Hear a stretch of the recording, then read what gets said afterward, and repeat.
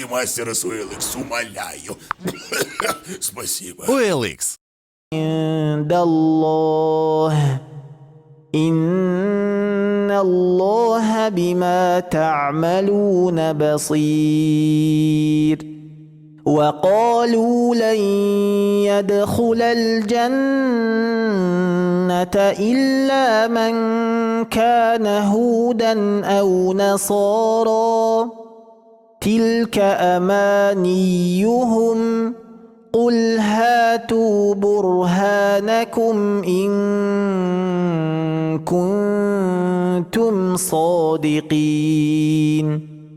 بلى من أسلم وجهه لله وهو محسن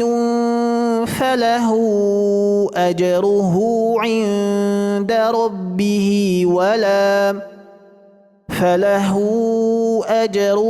عند ربه ولا خوف عليهم ولا هم يحزنون وقالت اليهود ليست النصارى على شيء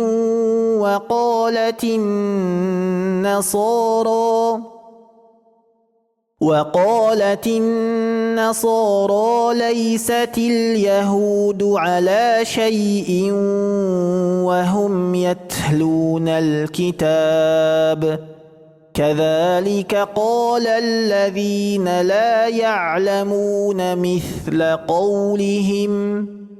فالله يحكم بينهم يوم القيامة فيما كانوا فيه يختلفون ومن أظلم ممن منع مساجد الله أن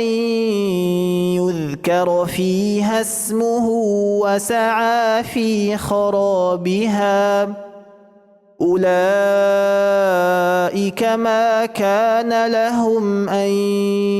يدخلوها إلا خائفين لهم في الدنيا خزي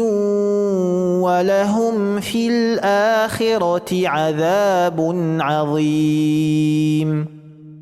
ولله المشرق والمغرب